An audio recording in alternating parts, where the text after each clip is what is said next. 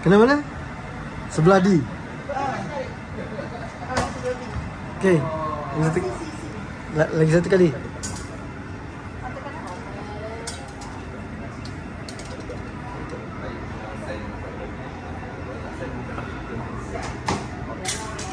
Alah, dah jatuh. Okey, M.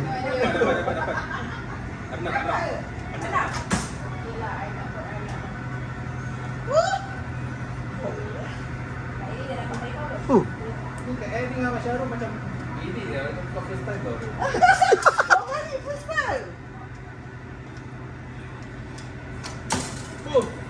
Alah, jatuh. Kulit kuat sangat ah. Kulit dia keras. Dapat tak?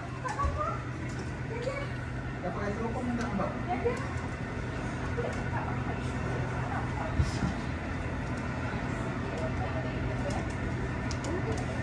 Oh, dari tadi tak yang betul-betul lah.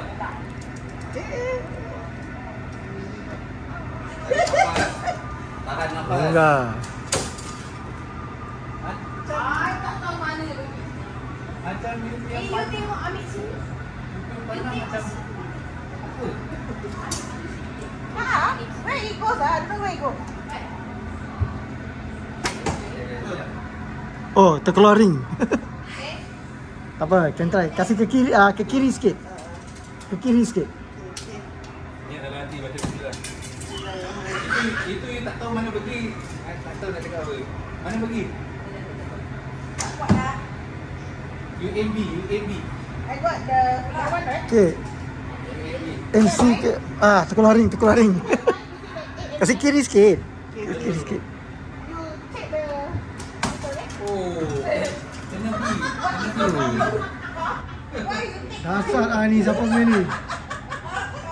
Alamak, dasar ni si Denny punya ni. Hello, kuat sikit. Kuat sikit dia tak tercacak. Dia mana ni? Oh, tadi dah kena dah. Yang kena. Oh, ni baru. I don't know. Atas lagi. Tersangat. JB juga. Dia ikuti Like tadi. MC atau C? Yang colour putih. MC. Dia kena ke kiri sikit.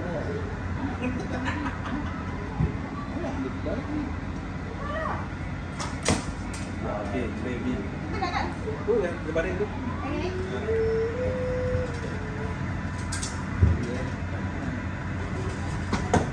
Terkeluar. Asal. Dia Kasih dapat kiri sikit. Penat.